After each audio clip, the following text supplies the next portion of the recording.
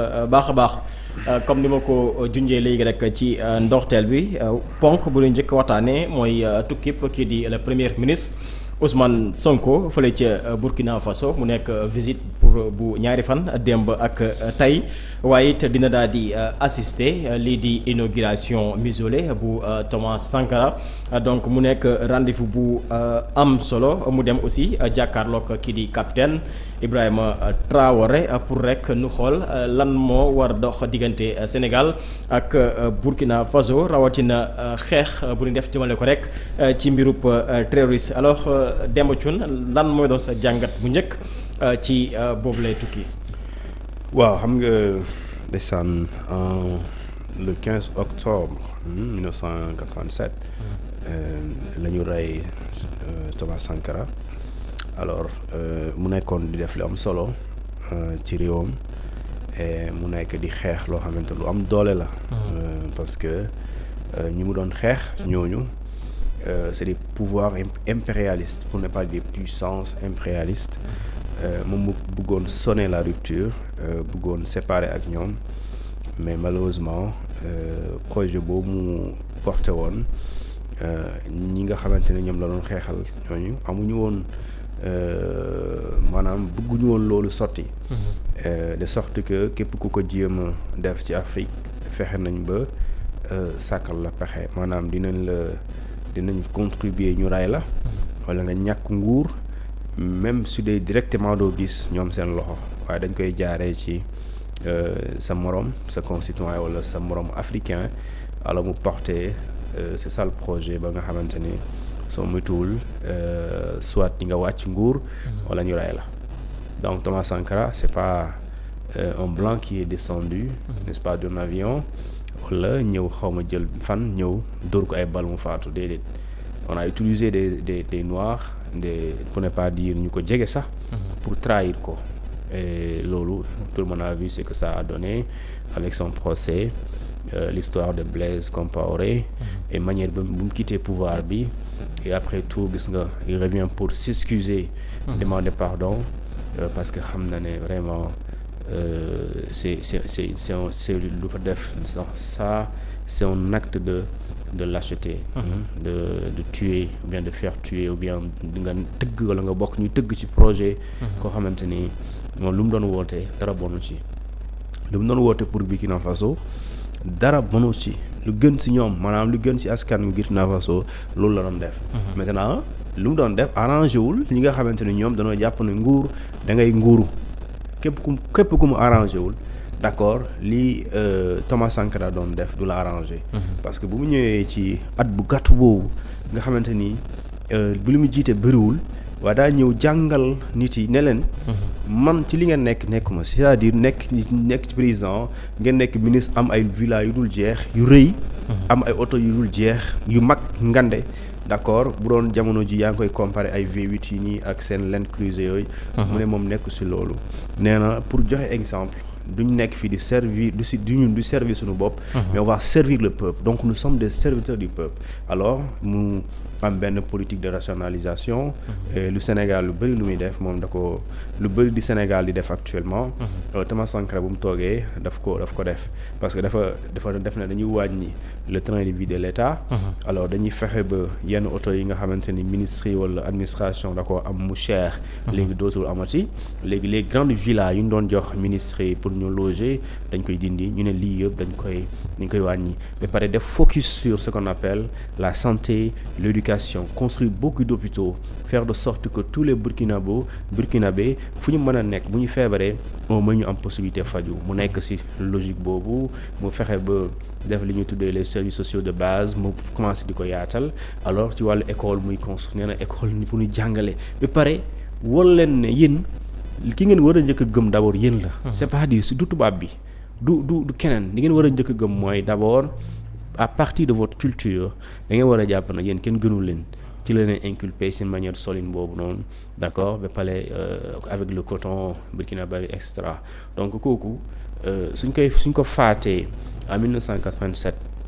ba 2025 alors suñ koy màggal dafa am solo parce que je rappelle que le mausolée bu ñu koy inauguré mooy bu doon fii Sénégal mooy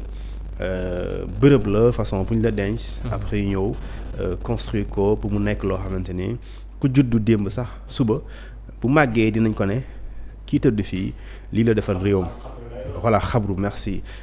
ku tëdd fii ñu xam mooy kan qu'est-ce qu'il a fait qu'est-ce qu'il a voulu faire parce que c'est ça moo am solo lu mu def moom lu am solo la mais qu'est-ce qu'il a voulu faire pour le Burkina Faso mais en le faisant lan la inspiré cette génération d'accord de jeunes leaders africains waxuma mooy inspiré Sonko waaye Sonko am na lu mu jàngee ci Thomas Sankara ouais parce que loolu dafa gëm et je pense qu'aujourd'hui sooy xool toutes les démarches bi Thomas Sankara defoon bu mu jëlee nguur gi ci bis wala fan wala weeru njëkk Sénégal ci Burkina Faso Sénégal moom def na ko en tout cas ci point de vue rationalisation du train de vie de l'État def na ko lu muy wax ne yéen seen salaire maa ngi seetaan sax tey mu ne waruñ nekk fii di wax askan bi takk leen seen biir ba pare ñun ñuy am salaire yoo xamante ni yu ngande la wala ñu nekk ci benn luxe boo xamante ni à la limite sax sooy koy comparer ak niveau social nit yi day mel ni saaga loolu mu nee na loolu moo justifié woon effectivement li nga xamante ni moom mooy cette politique de rationalisation du train de vie de l'État et loolu dafa am solo boo naan nit ñi takk leen seen biir da nga ciy jiitu soo laan nit ñi xaalis amul il faut nga am comportement yu wane ne d'accord xaalis amul même bu léegi comme ça ñoom dans l'avenir dañu xam ne ñii ñu ñuy liggéeyewuñu pour seen bopp maintenant ñu ngi liggéeyal pour askan bi askan boobu noonu pour nga ne ko xaaral il faut mu gis ne li war a tax mu xaar il faut mu gis ko ci yow. du gis ne ngaa ñu nguur pare moom mu nekk de souffrir non comme problème 1000 francs ñu lay fay salaire u 5-6 millions mais loolu du point de vue gisin moom du dafay jàpp ne vraiment moom voilà ça bouge pas quoi. Donc le fait que Sonko dem fa dafay raffermir les liens d'abord du point de vue fraternité entre les peuples africains et même les États mais aussi dafa am loo xamante ni ci Afrique bi surtout lu ñuy tuddee la sous-région il faut nu xam benn réew mënu ko xeex moom kese c'est pas possible ce terrorisme là cette insécurité là benn réew mënu ko réussir. Et vu la situation géographique Sénégal Burkina Faso il faut ñu joxante loxo. léegi nag après ci beneen anam mën nga discuter oui les pouvoirs un pouvoir civil un pouvoir militaire mais ça c'est pas le débat le plus important c'est quoi mais comment le Sénégal et le Burkina Faso nan lañ mën a lëkkaloowee d'accord nan lañ mën a àndee lan lañ mën a liggéey su ma àndee ak Burkina Faso lan laa ko mën a jàppale mais aussi moom tamit lan la am man awuma ko te ma soxla ko pour sama askan. parce que sécurité mooy la première denrée ci àdduna sécurité bu amul kenn talul dem école. kenn du tala lekk demal Gaza sëñ bi dañuy bombarder ay hôpitaux foofu. yow yaa ngi wax jàng ñoom nekkoon ci jàng. parce que taluñ ko parce que non ils ne sont pas dans une sécurité certaine. Et dans ce cas je pense qu'aujourd'hui cette lutte contre le terrorisme, contre l'insécurité dans la sous-région doit être également une action globale, une manière également d'unifier toutes les forces militaires africaines s'il le faut pour combattre l'ennemi parce que l'ennemi en quelque sorte c'est qui loolu mooy véritablement lu ñu war a d'abord définir. Pourquoi aujourd'hui le Burkina, le Niger, le Mali yenn pays alors da ngay gis fa c'est des gens parce que man mënuma leen tuddee ay terroristes parce que l'appellation forcée terrorisme c'est l'appellation forcée de l'Occident parce que aujourd'hui ñooñu di def am comportement ni ne way ay ñun jullit lañu wala jullit la ñu woote alors que diine l'islam en aucun cas aucune manière loolu ñuy def amul benn rapport donc moi man dama jàpp ne c'est des bandes armées qui terrorisent des citoyens ñi nga xamante ne c'est des innocents qui n'ont rien demandé et qui méritent absolument rien si ce n'est la paix si ce n'est stabilité quiétude ak sécurité publique et loolu je dis bien ça c'est de la responsabilité des États tey li Burkina Faso li CEDEAO naroon def ba gëm naa ni sax loolu bokk na li tax ay AES existé c'est-à-dire aujourd'hui comment des peuples africains souffrent d'autres présidents chefs d'État africains qui sont dans une même organisation communautaire ñu war leen jàppale